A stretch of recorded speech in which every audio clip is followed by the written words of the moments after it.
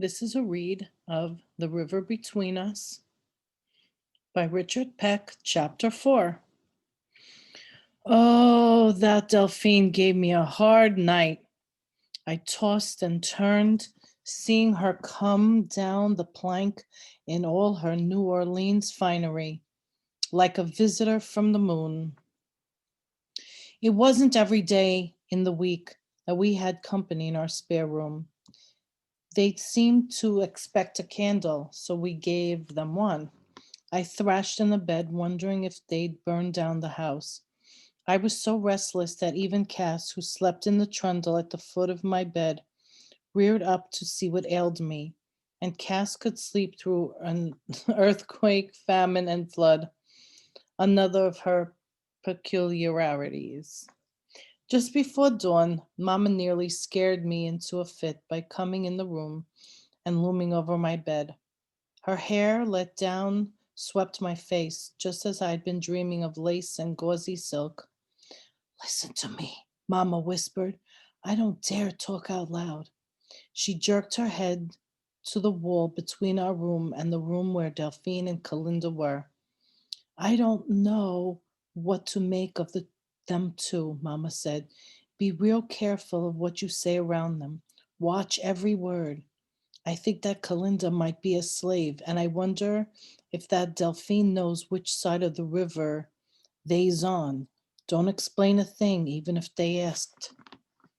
She gave the corner of my quilt a twitch to make sure I attended every whispered word. I nodded in the night. A law in the book said that Black people weren't allowed into Illinois. We paid no attention to that, of course.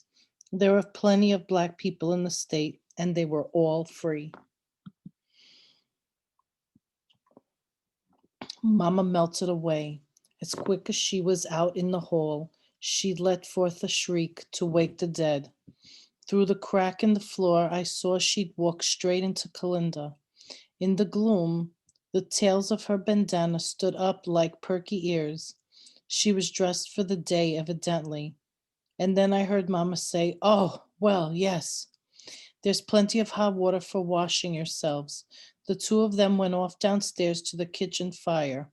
Once more, Cass reared up in the trundle and blinked around in the dark. I may have dozed because the next thing I remember is daylight in the kitchen. Mama and I bustled. Today we had guests, and paying ones at that. Besides, Mama liked things done right. Poor though we were, she'd come up from around Vandalia when it was the capital of the state. She knew how things ought to be, so we got out a cloth for the table, a blue and white checkered, much darned and patched. I laid the table. Mama was frying scrapple and 2 eggs apiece for us all, like Christmas morning. We couldn't afford coffee, but she brewed a big pot of our sassafras tea. We dug the sassafras root out in the timber and dried the bark. Mama had sent Cass upstairs to say that breakfast was about on the table. Cass was no sooner there than she was back again. She shot into the kitchen like a pack of hounds was on her tail. Her mouth was stretched in a wordless scream. She was as gray-faced as the ghosts she often saw. She grabbed the edge of the table, then fetched up a breath and howled out, "The tall one's killing the short one." Mama dropped the spatula and spun around.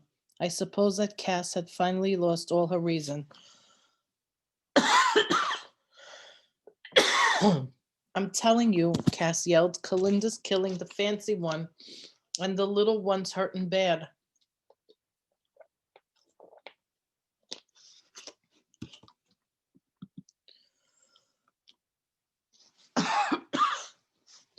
Sorry.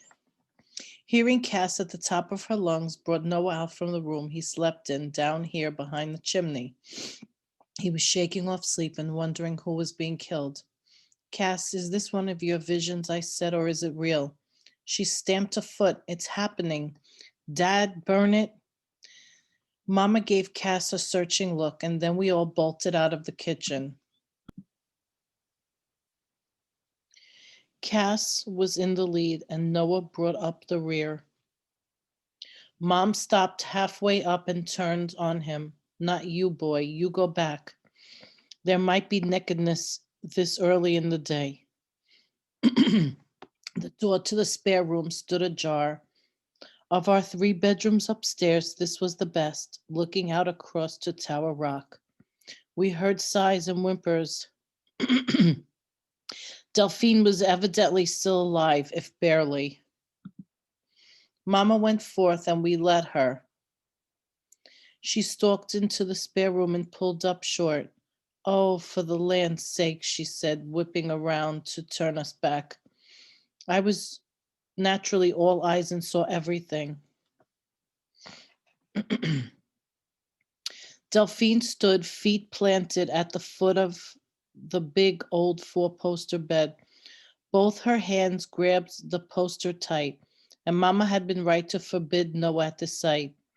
Delphine wore not a stitch but white cotton stockings, her drawers and corsets. Behind her was Calinda with one foot on the floor and the other foot in the small of Delphine's back. With both hands, Calinda was pulling tight the straining strings of the corsets like the reins on a rear horse, straining and just about cutting the poor gasping Delphine in two to draw her corsets tight enough so you could span her waist with 2 hands. Now we were out in the hall making tracks. As a rule, Mama went easy on Cass, but today she gave her an air of good retching.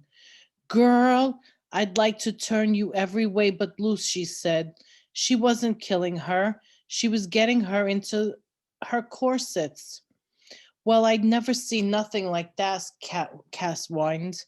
Neither had I, and sooner be murdered than to have wear a pair of them corset things, Mama, I said. Did you ever wear them? Once on the day I was married, and that was plenty. I passed out twice before I got to the altar. We were on the stairs now. Mercifully, neither Calinda nor Delphine had made a note of us in their room. We hadn't lingered.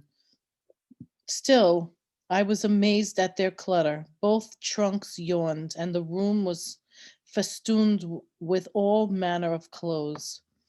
I don't know what all.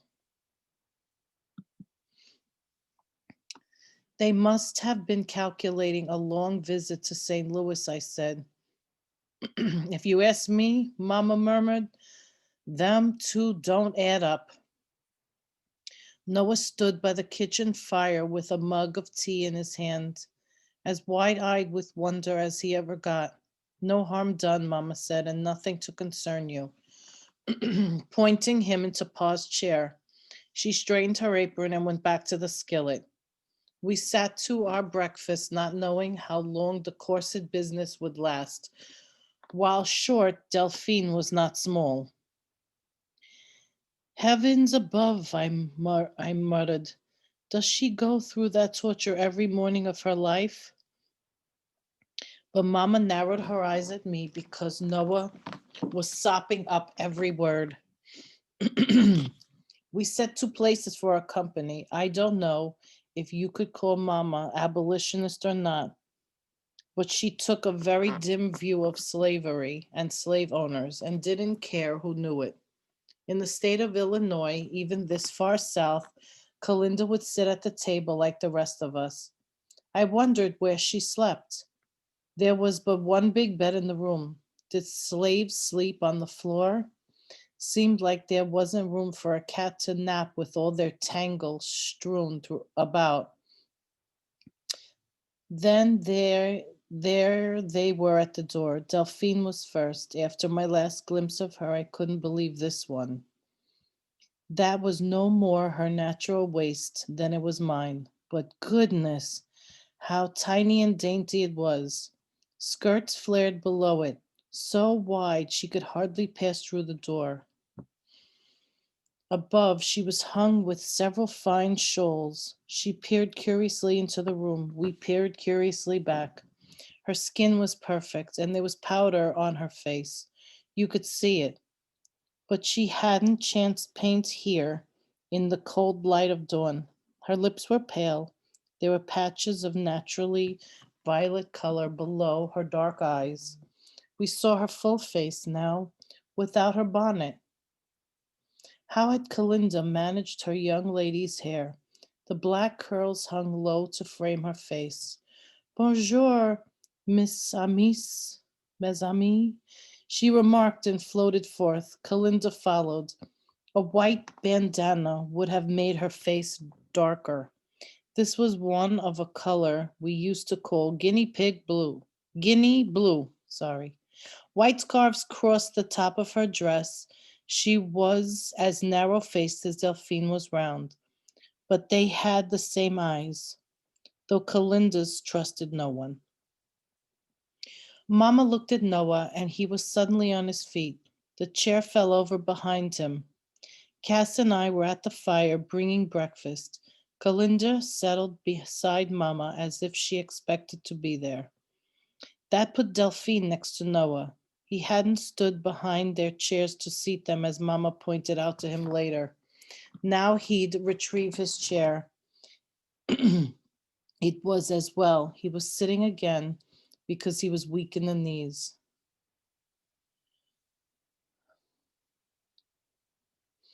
We slid the plates before them. Mamma had made a name for herself with her scrapple. It was cornmeal and shredded pork off the neck bones. You gelled this mess in a long pan and kept it in a cool place. Then you sliced out slabs of it to fry in lard. Today, Mamma had used butter instead. I could eat my weight in scrapple. The eggs were done to a turn. I leaned in to pour brimming cups of sassafras tea. Calinda bent to sniff at her cup and flinched. Overlooking her eggs, Delphine said, "How good of you are to take us in, orphans of a storm." Her smile was like sunup. Across from me, Calinda's eyes the scrapple with dark suspicion. She poked at an egg with her fork. "I hope you slept," Mamma remarked. Her face was damp from the fire. Seeing Delphine's hair, she touched her own. "Mais oui, madame," Delphine said. "We stuffed petticoats around the windows. We wear our cloaks." Cass went goggle-eyed and surprised herself to speech. "'Tain't winter." No, it was springtime. We slept with the windows wide open. On the other hand, we were still sewn in our winter underwear, and as we knew, Delphine for one wasn't. Her laugh tinkled like silver, yet it was more winter than we know. I saw they were both still freezing. Tomorrow I thought I'd put them nearer the fire to thaw them. That was the way with Delphine. You tried to think of ways to please her. I saw that on the first day. We weren't used to talk at the table, and the kitchen rang with hers. She babbles and bubbles like a wellspring and told nothing. Her accent came and went. I looked back to the way life had been yesterday and couldn't find it. Dazzled though I was, I saw Calinda wasn't going near her breakfast. Delphine moved more victuals around her plate than she ate. The sparkle of her gaze played back and forth over us, always ending to linger on Noah. She saw how red his ears had gone. Who could miss them? They were on fire. He didn't chance a look at her, but he drank in every word. If she'd reached out and touched his wrist, he might have fallen forward in a faint. A scent came from her of some flower we didn't know. Noah swayed. Mama saw and didn't like it. All men, what she called susceptible, and Noah thought he was a man already. Mama stepped in, so to speak. "Won't your aunt up in St. Louis wonder what become of you?" Calinda shot a quick sideways glance at Delphine, who answered at once. "Tante Blanche, of course. Unless she is already murder in her bed. I write at once to say we where we are. Now she did touch Noah's wrist. Where are we? Me. I know nothing. What is this place? Noah swallowed all the territory this end of the state called Egypt, and this here is Grand Tower. It thrives, this place? Noah rubbed his chin to make the point that he shaved. It's promising. He pitched his voice way down below his bootlaces. If we could get the railroad in here, we could load the boats with the coal coming out of Mount Carbon and Murfreesboro. A rail line could make us, might bring in some industry.